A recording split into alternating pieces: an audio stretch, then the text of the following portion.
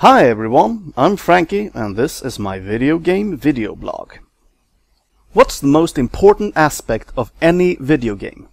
Well, being able to play it. And to do that, you need a controller. That's why today I'm taking a look at several different controllers for several different systems. Now, I'm not going to talk about very specialized controllers that only work with one or a few games, like all the different music game controllers around, with a few small exceptions that we'll get to. Let's start off on the Venerable Nes. We're all familiar with the standard rectangular controller. Simple, reliable, but not very ergonomic. Enter the dog bone. These controllers were bundled with the NES Model 2, aka the top loader, and the AV Famicom or Famicom Junior in Japan. This is the Japanese model, as you can see by the shorter cord and the Famicom logo on the back.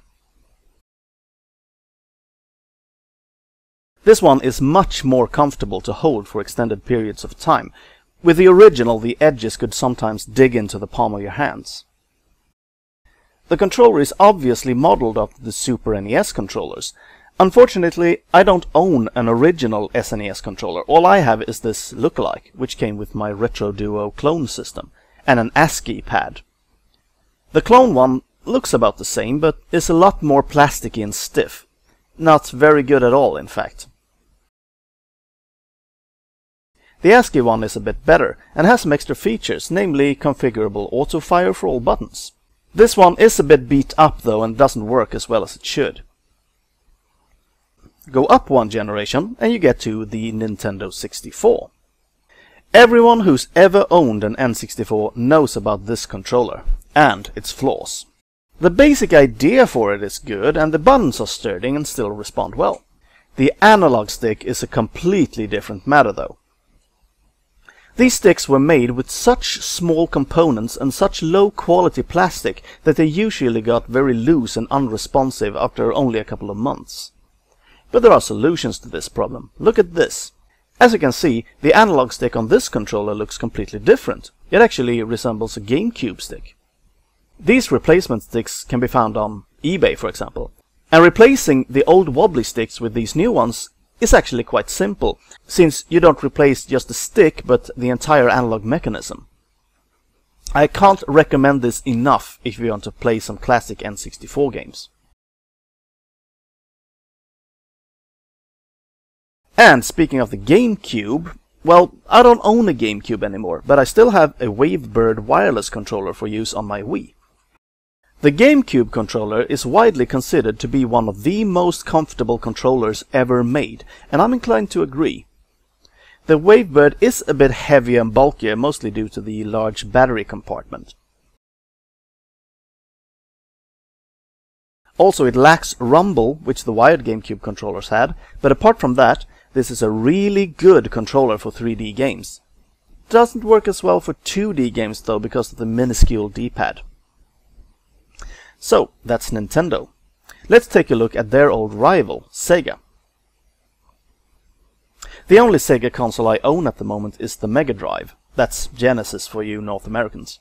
You recognize the standard Mega Drive controller. Quite good, but I've always found the D-pad to be a bit flimsy.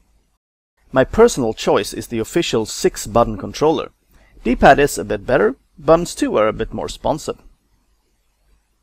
The odd one out here though is this, the Honeybee Competition Pro Series 3. This is one of the weirdest controllers I've ever seen.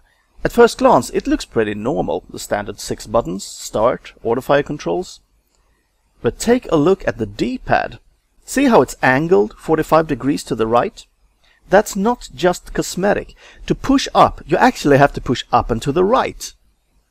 Well, I guess you could get used to it, but over 20 years of gaming has firmly imprinted on my mind that up is up. So this just remains an oddity. And speaking of odd controllers, let's jump over to the PlayStations. The PlayStation controller hasn't really changed much since the introduction of the DualShock for the PS1. This is the DualShock 2 for the PS2, and it's identical to the original one, just painted black, and all the buttons are pressure sensitive.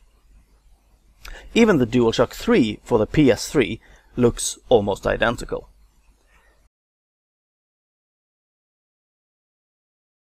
This one is a bit different though.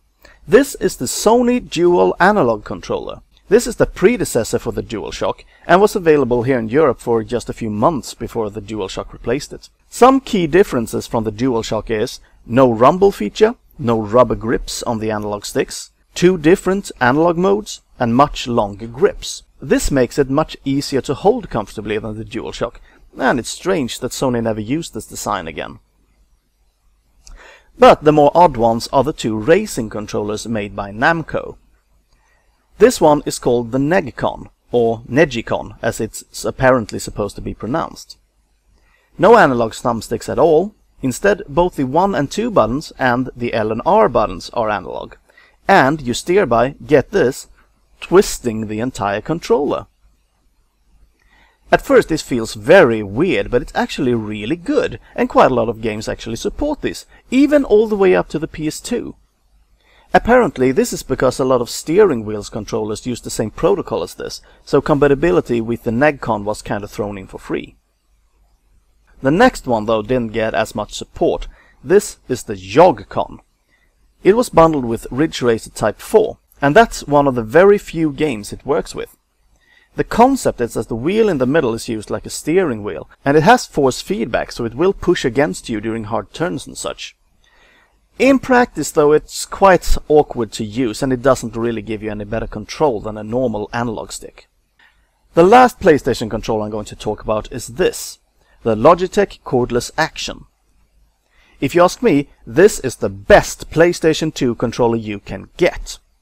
It's wireless, it has rumble, it's comfortable, and the batteries last forever. Well, not really, but a really long time. You can even turn the rumble off completely if you want even more battery life out of it. I can't recommend this highly enough, it's just great. And remember, it's Cordless Action, not Cordless Precision, that's a different controller. Also, there's a version of it for the PS3, but I've heard that it's not as good for that system, so consider yourself warned. Okay, let's talk Microsoft. The original Xbox, as many of you probably know, first came with one of the largest, bulkiest controllers ever made. Just look at this beast. Most controllers are usually made for people with smaller hands, but I just can't imagine what size hands you must have to find this comfortable. When people started importing the smaller Japanese controllers, Microsoft came to their senses and made this the standard controllers for the system. Logitech actually made a very good controller for the Xbox as well, and this is called the Cordless Precision. There are some issues with it though. One is the great big honking receiver. I get it, it has to be that big to accommodate the memory card slots, but still. Also, this particular one has a bit of a problem with the right analog stick. It always pulls up, even if you don't touch it. Unfortunate, since otherwise it seems to be just as high quality as the PS2 Cordless Action. And that's it. I have a lot more controllers I could be talking about, but that's for another time. If you liked this video, please leave a comment below, and I'll see you next time.